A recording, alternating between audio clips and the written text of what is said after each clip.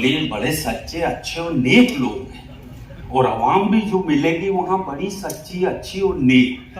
मगर बेटा एक बात सुन ले, अच्छे सच्चे और नेक लोग स्वर्ग में नहीं जाते हैं। मैं कहा डराओ मत यार, नहीं बोले पूरी बात सुन लो। अच्छे सच्चे नेक स्वर्ग में नहीं जाते, जहाँ जाते हैं वही स्वर्ग बन जाता है।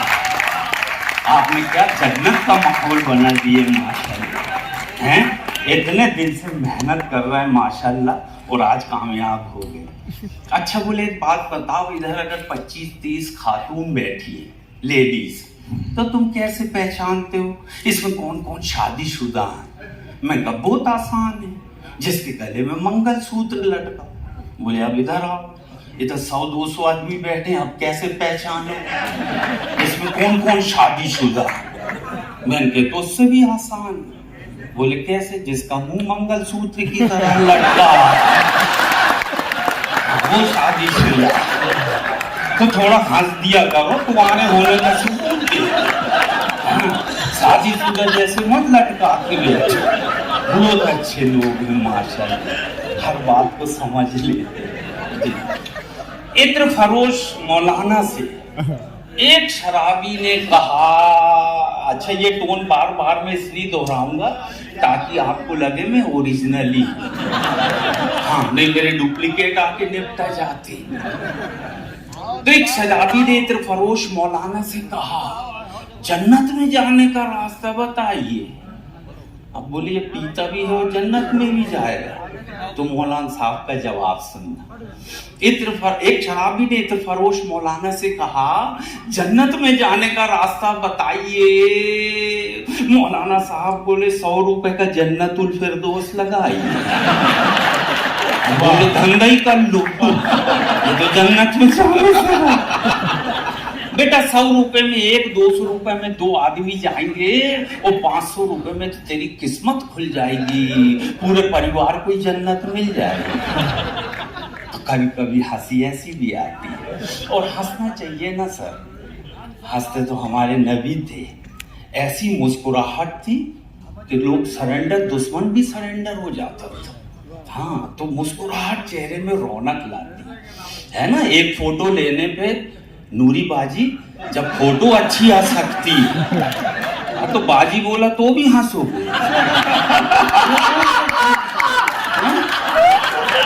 बशर साहब, हाँ हम आप लोगों के साथ में रहे नहीं भाई, बड़ा किरदार बना के रखें बचा के।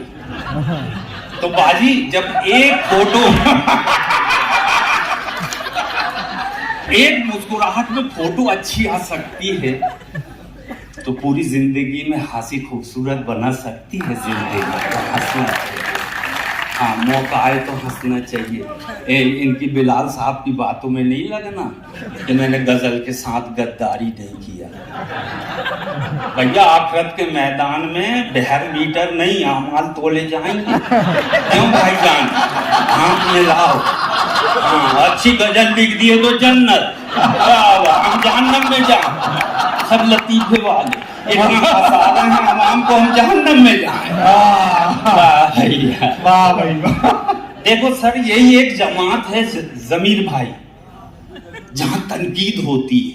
क्रिकेटर क्रिकेट खेलते हैं ना, कभी नहीं बोलते इसको बैट पकड़ने नहीं आता, साला सेंचुरी मारने आया, मगर इस स्टेज में जरूर तनकीद करेंगे। हाँ कि वो बहर मीटर से खाली हो, सीन शीन में फर्क नहीं आता, ये सारे यहीं सुन सकते, माइक भर मिल जाए फिर ये किसी को नहीं छोड़ते। तो ये सब मत करो भैया, हमने बड़े प्यार से तुमको सुने यार, एक एक शेर में तारीफ की है तुम्हारी, तो तुम भी सुना करो। कोई किसी भी फन का माहिर हो, है ना, गीत हो गजल हो। भाई गालिब की लतीफे पढ़ते थे कि नहीं, अपन कोर्स में थे। हाँ वो भी एक फन है। जी जी। हाँ तो लतीफों की तनकीद क्यों करना, ये मिजाह है यार। और मिजाह तो क्या बताएं हम। एक मौलवी साहब खुतबा कर रहे थे, चाउस साहब। अच्छा अब चाउस साहब का नाम लेता हूं तो क्यों हंस। असल में चाउस साहब की कहानी मुझे मालूम है। हाँ आप जानते हैं चाउस साहब को? हाँ ये आपकी पार्टी के नहीं है। हाँ पकड़े ना। अरे वाह। तो क्या है, बच्चा जब पैदा होता है ना, जन्म लेता है, माँ बड़े प्यार से उसको गोद में लेती है, ममता भरा हाथ सर में फेरती है। ममता कैसा जादू होता है समीर भाई, उसके सर में बच्चे के बाल उगना शुरू होते हैं। फिर धीरे धीरे बच्चा जवान होता है, हमको शादी करते हैं, फिर उसकी शादी होती है तो बीवी हाथ फेरती है, बाल जाने लगते। बहुत लोग यहाँ बीवी का प्यार लेके बैठे हैं, उन सबको आदाब करता हूं। चाऊ साहब को तो पूरे औरंगाबाद नहीं हाथ दे रहा। आप पूरे शहर की मोहब्बत लेके बैठे। चाऊ साहब एक आध चुनाव आप भी लड़ लो। हाँ, मैं आऊंगा कैनवासिंग में, वार्ड मेंबर तो बन ही सकते, नहीं बनेंगे? अरे ऐसा मत बोलो।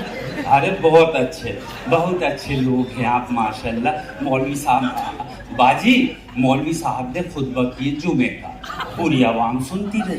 बोली जो नेक काम करेंगे जन्नत में जाएंगे, वो बुरे काम करेंगे तो जहन्नम में जाएंगे। अब जन्नत में क्या क्या मिलेगा, लिस्ट गिनाए।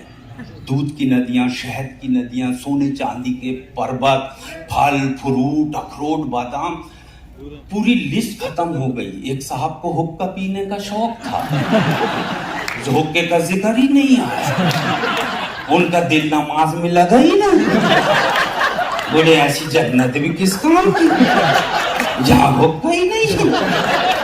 वो पहले ही सलाम फेरे, वो सीढ़ी में आके बैठ गए।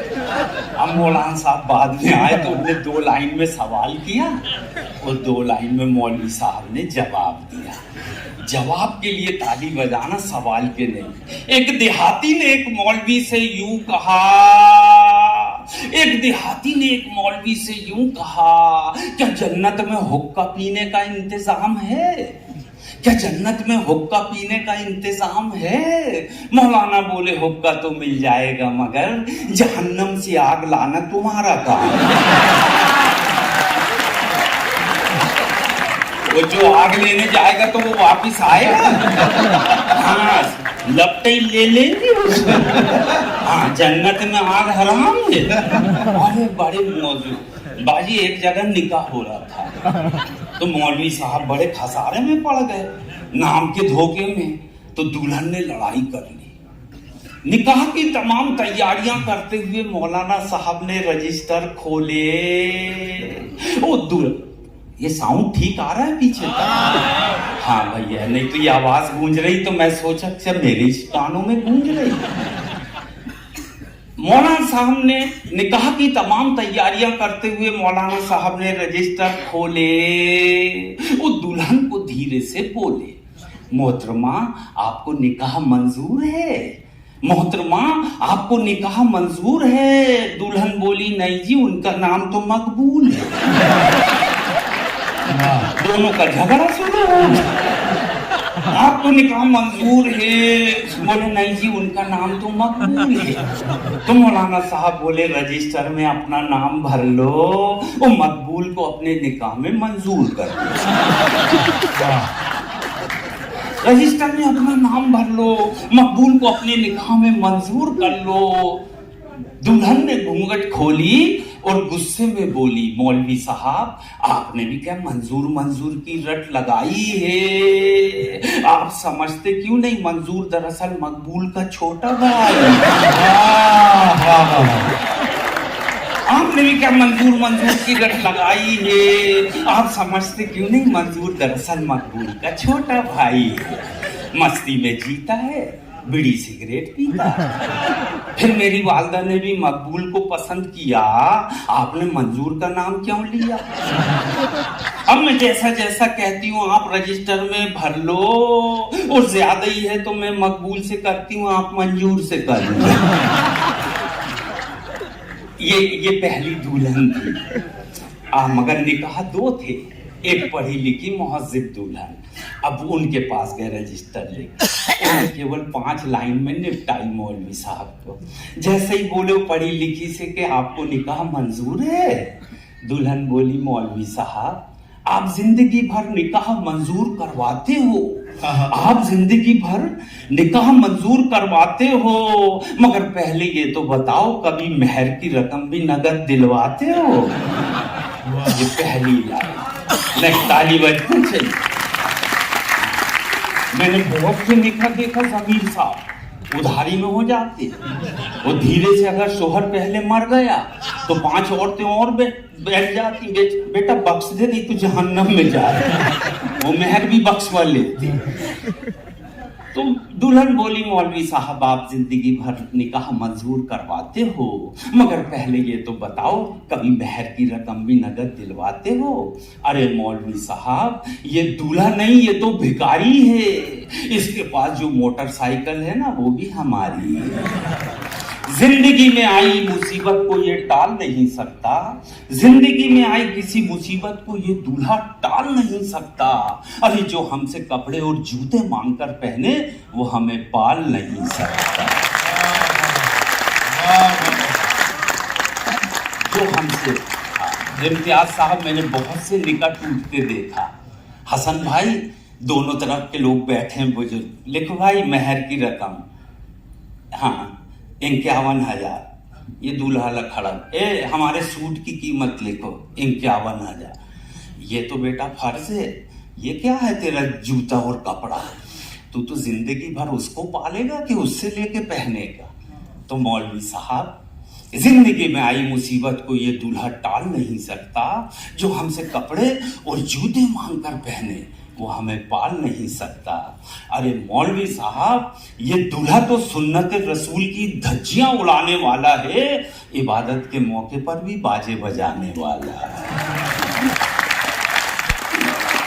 जमील भाई निकाह इबादत है, इसमें बाजों का क्या काम? फिर तो जुमा की नमाज भी ढड्ढक ढड्ढक इस मोहल्ले की बारात जा रही नमाज पर, तो ये कहीं ना कहीं पहुंच रही मेरी बात। और देखो अब एक लाइन मौलवी साहब को भी बोली उसने, मौलवी साहब आप भी शरीयत की आड़ में इस्लामी उसूलों को उल्टा टांगेंगे, आप भी शरीयत की आड़ में इस्लामी उसूलों को उल्टा टांगेंगे, और थोड़ी देर के बाद आप भी निकाह की फीस मांगेंगे जिसका कोई इंतजाम नहीं। मौलवी साहब वो दिन गए जब इस कौम के नौजवान अपने किरदार की खुशबू फजाओं में उड़ाते थे। अब वो लोग नहीं रहे जो अपने निकाह खुद पढ़ाते थे, जो अपने निकाह मेरी ये नज्म को सुन के बशर साहब बहुत से नौजवान आए, बोले मेरा निकाह होने वाला है, जिंदगी में मैं पहनूंगा ही नहीं उसका दियो, भलाई पैजामा कुर्ते में जाऊंगा निकाह पढ़ाने, मगर इनका पैसा नहीं लूंगा। अरे मैंने कहा मैं नान नुक्के के तुम निकाह कबूल करते हो? तो मौलवी हजरात मैं नान नुक्का नहीं समझती ये कौन, इसको ना उर्दू में बोलना, सिक्का राजुल वक्ताबी की जो करेंसी है ना वो मेहर में देना, इसको पालना, इसके बच्चों की परवरिश तेरे जिम्मे है, ये समझते ही नहीं। पीछे से कहता हाँ निकाह कबूल है, हम बोलते कबूल है, बाकी वो ना मैनान नुक्के के समझते न सिक्का राजुल वक्त, ये चीजों को उर्दू में बोल दो, है ना, जो आम फहम पहुंचे।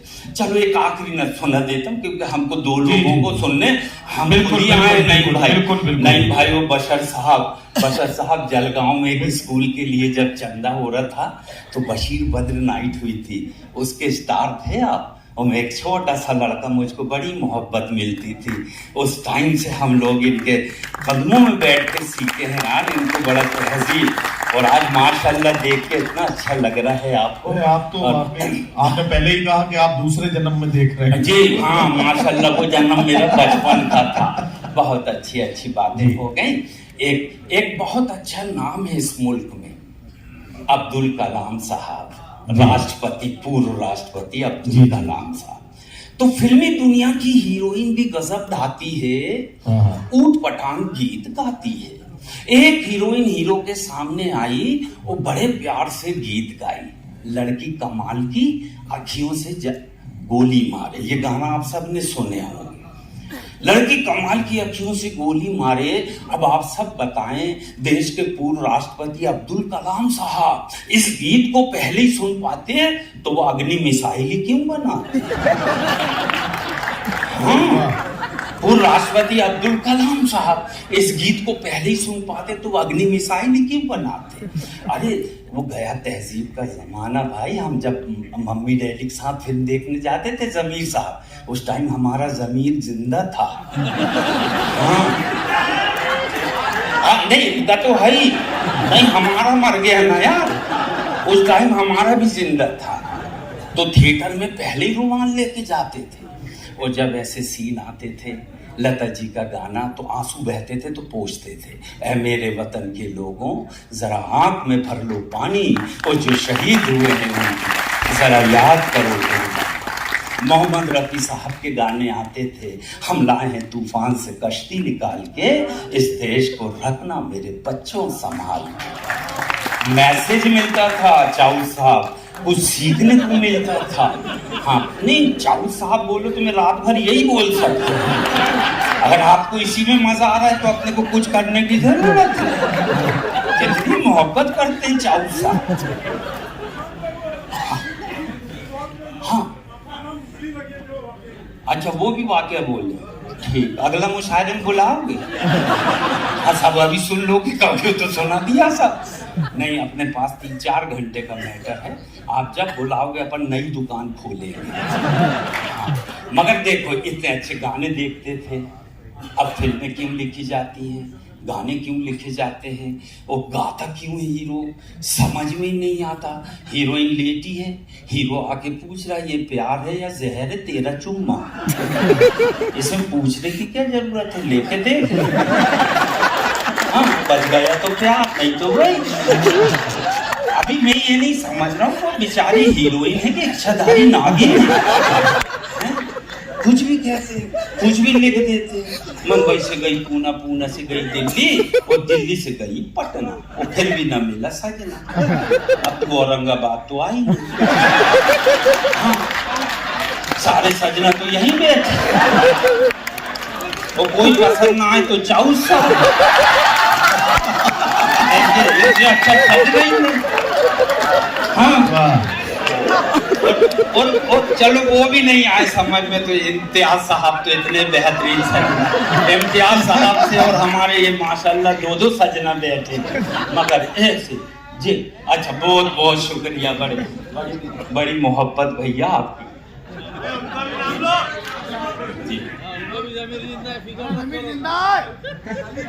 जी। नहीं बाजी ऐसे ऐसे गाने ना बच्चों के सामने देख नहीं सकते। एक दिन बच्चा होमवर्क कर रहा है, हम दोनों देख रहे हैं, तो वो हीरोइन आई और हीरो कह रहे हैं सर कई लोग खटिया जाड़ा लगे, वो जाड़े में बनना बड़ा प्यारा लगा। तो मैंने कहा ये अब खटिया सरकेगी, बाप बेटों को नहीं देखना चाहिए। मैंने कहा ये भागेगा उठ के, वो तो होमवर्क छोड़ा ऐसा हाथ उखाड़ के। मेरे कोई शर्म आई भैया, मैं ही बाहर चला गया। 5 मिनट बाद बच्चा बाहर आया, बोले पापा चलो वो सीन निकल गया। हाँ, ये ऐसे बच्चे आजकल, और ऐसी फिल्में इम्तियाज साहब देखने जा नहीं सकते, क्या दिखा दे कहाँ क्या बता दे बोल ही नहीं सकते। हाँ ऐसे खतरनाक। हाँ, एक गाना और चाऊ साहब के लिए देखो उसमें, अरे बाप, मैं तो रात भर गाने ही बताऊं ना मुशायरा ही हो जाए पूरा, लेकिन अपने को मुशायरे को मुशायरा बनाना है। चाऊ साहब आ जाओ, ताली बजा दो चाऊ साहब। वाह वाह शुक्रिया बहुत। ये हमारे बहुत अच्छे दोस्त थे भैया, हम औरंगाबाद पहली बार बुलवाए थे। हाँ पंचक्की एरिया में, वहाँ इस्तकबाल किए थे हमारा, है ना, दरबार में। बहुत अच्छे रब साहब, अल्लाह ताला जल्दी आपकी दूसरी शादी कर सके आपके सुकून के लिए। अगर पहले में खुश है तो माशाल्लाह, नहीं तो वो भाभी फतवा दे देंगी कि तुम यही करवाने आए थे। तो फिल्म दुनिया की हीरोइन भी गजब ढाती है, ऊट पटांग गीत गाती है। हीरो के सामने आई और बड़े प्यार से गीत गाई, लड़की कमाल की आँखियों से गोली मारे। अब आप सब बताएं, देश के राष्ट्रपति अब्दुल कलाम साहब इस गीत को पहले ही सुन पाते तो अग्नि मिसाइल क्यों बनाते? अपने देश के सैनिक कारगिल की जंग लड़ने पहाड़ी पर क्यों जाते? जितनी हीरोइन है सब सरहद पे लाइन से खड़ी हो जाती और सब अखियों से घना घन गोलियां चलाती। वो जितने दुश्मन है सब ढेर हो जाते, अपन बिना खर्च बिना शहादत के जंग जीत जाते। कविता समाप्त हो गई, अब बजा सट